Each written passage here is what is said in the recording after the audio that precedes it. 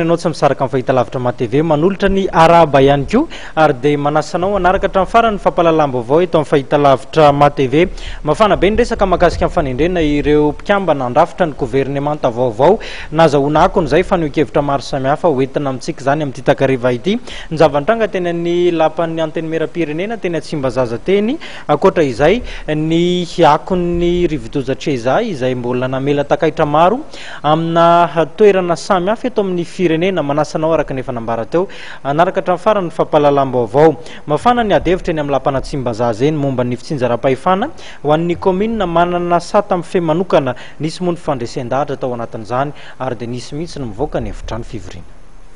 Nafana ny adevitra momba ny volavolan-dalàna nikasika ny fitsinjaram-pahefana ho an'ny commune manana sata manokana ao anatin'izany Antananarivo. Nizara roa ny fijery teto. Nitsipaka marin-drano ny volavolan-dalàna naloson'ny fahefanam-panatanteraka momba ny sata manokana tanàna Antananarivo ny solombavam-bahoaka 20 lany tamin'ny anaran'ny Mapara sy ny Ankolavy-Ravalomanana ary voafidy teto Andrenivohitra. Nivoaka ny efitrano fivoriana ary tsy nandray anjara tamin'ny fampandaniana ny volavolan-dalàna izy ireo. Député Tim sy ny député Mapara voalohany zany dia nanapa-kevitra ny voaka fa tsy andray anjara amin'ny fividianana an'io volavolan-dalàna io. Ny antony dia mbola ilaina serasera, ilaina fifampitaizana, ilaina toa mazava tsara amin'ny vahoaka izany volavolan-dalàna izany. Ary amin'izao fotoana izao nefa dia tsy feno zany fepetra izany ary dia mahatsapa ireto député nivoaka reto fa hoe tsy mbola tokony fotoana zany zao hampandaniana io volavolan-dalàna io mikasika ny renivohitra manokana, mikasika ny renivohitra Antananarivo renivohitra Madagasikara. Izay zany no azo ambara. Ary rajerevana zany isan'ny olona ny olona zany manao appel dia hoe efa 100 no tonga teo. Jerevana efa isan'ny olona 50. Tsy le appel iny ingeny manome ny hevitra, tsy ny soratra iny manome hevitra fa ny olona 54 zany confirmé fa 54. 54 le izy teo. Dia zay fe no mahazo ny majorité hikarakara hiandinika ny aka ny hevitra mikasika an'ity capitale ty. Zay lazaina lasa tsy capitale intsony ilay satria lasa mitovy amin'ny tanàn-dehibe rehetrarehetra. Satria commune ohatran'ny commune Majunga, ohatran'ny commune Tamatave sisa. Inona ny zavatra Madagasikara, Antananarivo Antananarivo satria sady commune izy manana 6 arrondissement. Zay ny mahafa antsika. Ary zay ny efa faritra hoe misy an'io hoe renivohitra Madagasikara.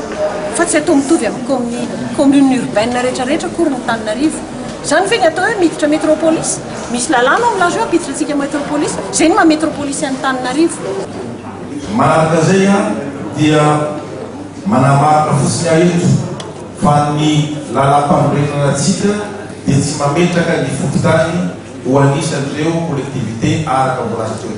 Nazana tsy zany dia ny chef de district no constaté par acte réglementaire ny fividianana ny ben'ny tanàna eo an'iny zany any amin'ny fokontany mba ho famalina le fanontania teo.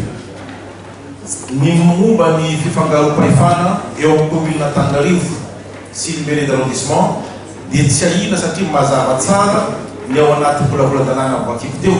Tsy misy zany resaka hiérarchie eo amin'ny commune Antananarivo voalaza teo sy ny commune d'arrondissement. Tsy misy resaka hiérarchie zany izy fa tahaka ny collectivité rehetra ihany. Ny antony farany zay efa voalazako tamin'ny tenina porte-voaloany dia ny antony fanovana dia ny fanatsarana ny fomba fitantarana mba anakaiky ny vahoaka ny mpitondra zay no foto-kevin-dehibe nitondrana ny fandrafetana ny lalàna.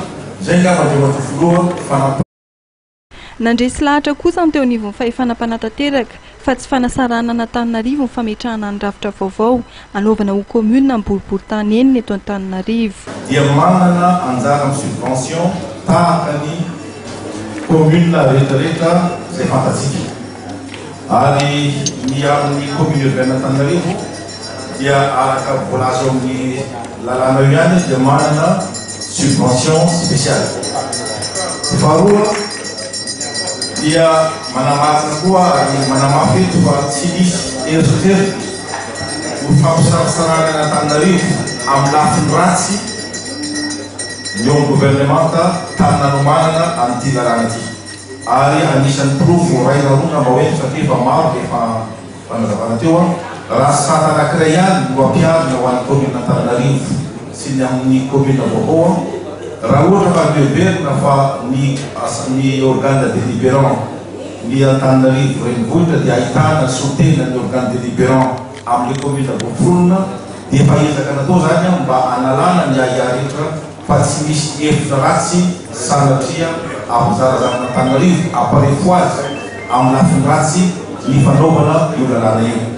Na dia nivoaka ny efitrano aza ny solombavam-bahoaka avy amin'ny Mampara sy ny Ankolafy Ravalomanana dia nitony fivoriana teny Tsimbazaza. Nolanin'ny solombavam-bahoaka niatrika ny fivoriana azo ny be sy maro natrehany ny volavolan-dalàna momba ny fitsinjaram-pahefana ho an'ny commune manana sata manokana ao anatin'izany Antananarivo.